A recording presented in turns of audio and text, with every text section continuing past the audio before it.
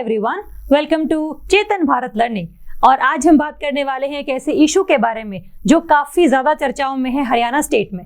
और इशू का नाम है ई टेंडरिंग, जिसके खिलाफ काफी सारे सरपंच जो हैं हरियाणा के वो सड़कों पर उतरे हुए हैं, जिनका ये कहना है अगर ये कंसेप्ट इंप्लीमेंट हो जाता है तो काफी नुकसान पहुंचेगा। और सरकार का ये कहना है कि अगर ये इंप्लीमेंट हो जाता है तो काफी ज्यादा जो सुविधाएं हैं लोगों को भी मिलेंगी और जो एक लेवल ऑफ एडमिनिस्ट्रेशन है उसको हम इम्प्रूव कर पाएंगे। तो दोनों का क्या कहना है और ये क्यों कहना है, तो इसके बारे में जानने से पहले हमें कम से कम ये पता हो कि what do we mean by e tendering. तो अगर हम ई टेंडरिंग की बात करें, इसके नाम से ही क्लियर है, टेंडर बेसिकली। तो आप इस चीज को इमेजिन कीजिए कि जो कोई भी गांव है जिसका एक हेडमैन सरपंच है, उसके पास ये पावर होती है कि उस गांव में कौन सा प्रोजेक्ट लगेगा, कौन सा प्रोजेक्ट नहीं लगेगा, उसको एडमिनिस्ट्रेटिवली अप्रूवल देना उसके पास पूरी की पूरी ये पावर है। अगर मान लीजिए कोई भी ब्रिज आपने अपने गांव में बनवाना है, आप सरपंच हैं, तो पहले होता क्या था ई टेंडरिंग के आने से पहले कि कितने भी अमाउंट का प्रोजेक्ट हो, आपको उसके लिए किसी भी लेवल पर जाकर अप्रूवल लेने की जरूरत नहीं है। ये आपके पास ये पावर है कि ग्राम फंड में जो भी पैसा आपको मिला है वो आप कहाँ यूज करेंगे, कैसे यूज करेंगे, ये सारी पावर आपकी है। ये तो होता आया है अभी तक, लेकिन कई बार हम लोगों ने ये भी देखा है कि कई बार कोई प्रोजेक्ट ऐसा लगता है जो कि खास क्वालिटी का नहीं होता, रोड बनती हैं बहुत जल्दी टूट जाती हैं, जो सीवरेज दबते हैं वो खराब हो जाते हैं, दोबारा से उनको हमें इम्प्लीमेंट करना पड़ता है। तो जो क्वालिटी ऑफ प्रोजेक्ट है वो काफी ज्यादा चर्चाओं में रही है और उसको ही इम्प्रूव करने के लिए ई टेंडरिंग का जो प्रोजेक्ट है वो लेकर आया गया है। फॉर एग्जाम्पल, अब इसी टेंडरिंग में क्या होगा, एक ऐसा कोई भी प्रोजेक्ट जिसको लगाने के लिए आपको 2 लाख रुपए से कम के फंड की आवश्यकता है, उसके लिए तो सरपंच को किसी भी लेवल पर जाकर अप्रूवल लेने की जरूरत नहीं है। ग्राम फंड में से वो पैसे निकालेंगे और अल्टीमेटली उसको हम इंप्लीमेंट करवा देंगे प्रोजेक्ट को लगाने के लिए। लेकिन अगर कोई भी प्रोजेक्ट ऐसा है जिसको इंप्लीमेंट करने के लिए आपको 2 लाख रुपए से ज्यादा की रिक्वायरमेंट है, तो उस प्रोजेक्ट को लगाने से पहले आपको अप्रूवल लेना पड़ेगा चीफ इंजीनियर्स का। और वो अप्रूवल कैसे आएगा, कोई भी प्रोजेक्ट रहेगा उसके लिए कोई भी कॉन्ट्रैक्टर अगर आप चूज करना चाहते हैं, 2 लाख रुपए से कम तो आप अपने फेवरेट कॉन्ट्रैक्टर को वो कॉन्ट्रैक्ट दे सकते हैं। लेकिन अगर 2 लाख रुपए से ज्यादा का कोई कॉन्ट्रैक्ट है तो उसके लिए होगा इंप्लीमेंट ऑफ ई टेंडरिंग, कि इलेक्ट्रॉनिक टेंडरिंग है, आपको कोई फिजिकल पेपर फाइल नहीं करना है और आप जितने भी कॉन्ट्रैक्टर हैं अगर वो उस ब्रिज को बनाना चाहते हैं जिसके रिगार्डिंग वो कॉन्ट्रैक्ट है, तो आप अपनी पूरी बिड्स, अपना प्लान ऑफ एक्शन अप्रूव करवाएंगे फ्रॉम हरियाणा का चीफ इंजीनियरिंग वर्क पोर्टल से। तो कहीं ना कहीं जो स्टेट गवर्नमेंट है वो उसमें अब इंटरफेयर कह लीजिए या फिर उसमें आप कह लिए इन्वॉल्व हो चुकी है कि अगर कोई भी प्रोजेक्ट 2 लाख रुपए से ज्यादा का होगा तो उसके लिए पहले आपको इस पोर्टल पर जाकर अपना प्लान ऑफ एक्शन दाखिल करवाना होगा और उसके बाद सरकार के हाथों में ये पावर है कि वो इंजीनियर से प्रॉपरली वो कंसल्ट करे कि क्या ये जो प्लान ऑफ एक्शन प्रोवाइड किया गया है क्या ये सही है, क्या इतने ही पैसे लगेंगे, और अगर पैसे बहुत कम है तो क्या लेवल ऑफ जो क्वालिटी है वो इंश्योर हम कर पाएंगे या नहीं कर पाएंगे। तो अगर सरकार की तरफ से अप्रूवल आता है, इंजीनियरिंग अप्रूवल ये आता है, उसके बाद ही जो है प्रोजेक्ट वो लग पाएगा।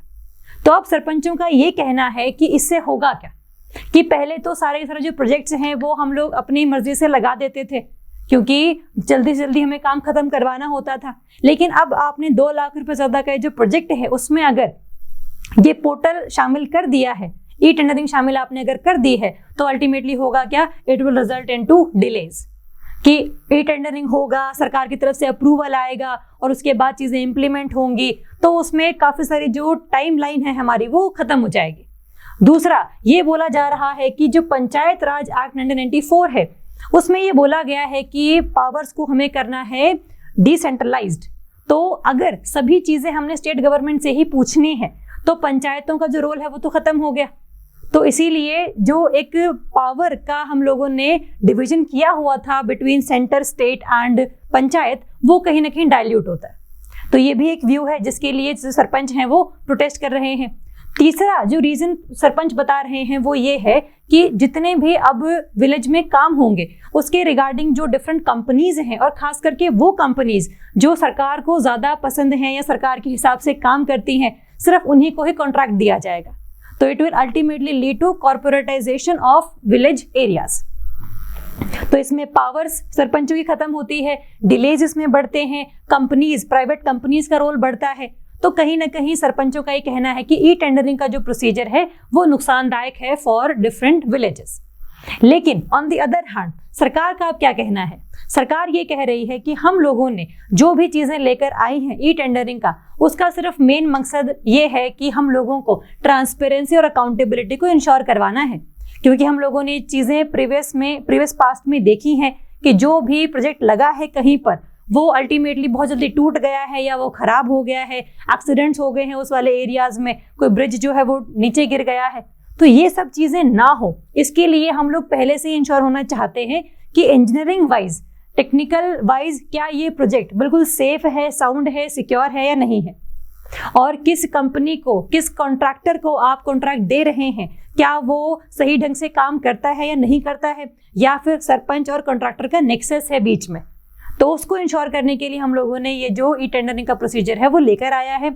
और ऑन दी अदर हैंड आपको करना क्या है कि विलेज हेडमैन का अप्रूवल जरूरी है। सिर्फ और सिर्फ उस पोर्टल पर तो जो चीफ इंजीनियर्स हैं उन्होंने अप्रूवल अपना लिख दिया है। अब जो उसका एडमिनिस्ट्रेटिव अप्रूवल है वो विलेज हेडमैन मतलब सरपंच के थ्रू होकर भी जाएगा। इसका मतलब सरपंचों की जो पावर है वो खत्म नहीं की गई है, जस्ट उसमें एक बीच में स्टेप ऐड कर दिया गया है, और वो भी सिर्फ और सिर्फ ट्रांसपेरेंसी और अकाउंटेबिलिटी को इंश्योर करने के लिए हम लोगों ने किया है। तो ये जो व्यूज हैं ये हैं आपके सरकार के व्यूज, जिनका ये कहना है कि सिर्फ और सिर्फ ट्रांसपेरेंसी और हम लोगों ने अमाउंट को भी फिक्स किया हुआ है कि 2 लाख से नीचे के तो हम प्रोजेक्ट्स को हाथ ही नहीं लगा रहे हैं, वो तो सब कुछ आपके पावर के अंडर ही है। हम सिर्फ उन प्रोजेक्ट्स की बात कर रहे हैं जो थोड़े से अमाउंट में ज़्यादा हैं और जिनका जो एक एरिया ऑफ एग्जीक्यूशन है वो ज़्यादा है, जिसके एग्जीक्यूट होने से काफ़ी सारे लोगों को प्रभाव पड़ता है। तो इसीलिए हम इंश्योर करना चाहते हैं, हम बिल्कुल श्योर होना चाहते हैं कि क्या ये प्रोजेक्ट सही है या बिल्कुल सेफ है या नहीं है। तो ये सारी जो चीज़ें हैं ये सरकार ने बोली हैं, और साथ में सिर्फ ये बोला है कि आपको हम जो हरियाणा इंजीनियरिंग पोर्टल है वो प्रोवाइड कर रहे हैं, जिसमें सभी जो कॉन्ट्रैक्टर्स हैं अपनी बिड को फाइल करेंगे और सरकार चूज करेगी कि कौन सा जो कॉन्ट्रैक्टर है उसका पूरा का पूरा प्लान ऑफ एक्शन सही है। तो सिर्फ और सिर्फ ये गवर्नमेंट का एक मकसद है, लेकिन सरपंचों का अब ये कहना है कि वो लोग अपनी इन पावर्स को बचाने के लिए, डाइल्यूशन को बचाने के लिए डिफरेंट जगहों पर प्रोटेस्ट करेंगे, जिनका ये कहना है कि काफ़ी सारे एरियाज में अभी प्रोटेस्ट होने की संभावना है, वायलेंट प्रोटेस्ट भी हो सकते हैं अगर सरकार ने उनकी बातें नहीं मानी है। साथ में सेम ही तरीके का जो प्रोजेक्ट है वो पहले भी लेकर आया गया था ई टेंडरिंग का, लेकिन फिर अगेन सरपंचों ने प्रोटेस्ट किया था और सरकार ने उसको वापस ले लिया था। तो सेम ही स्ट्रैटेजी जो है, सेम ही जो एक प्रोसीजर है वो सरकार दोबारा लेकर आ रही है। तो सरपंचों का ये कहना है कि अगर स्ट्रैटेजी इतनी ही सही है तो फिर आपने पहले वापस क्यों ली थी। तो ये सारे जो इश्यूज हैं वो चलते हुए आ रहे हैं। तो अपने को कम से कम ये पता हो कि ये टेंडरिंग क्या है, सरपंचों का क्या कहना है और सरकार का क्या इसमें विचार है, ये सारी चीजें अपने को पता हो। आप इसको पढ़िए, रिवाइज कीजिए, पेपर के पर्सपेक्टिव से भी हमारे ये इंपॉर्टेंट है। कोई भी डाउट रहता है तो हमें कमेंट कीजिए। Thank you so much.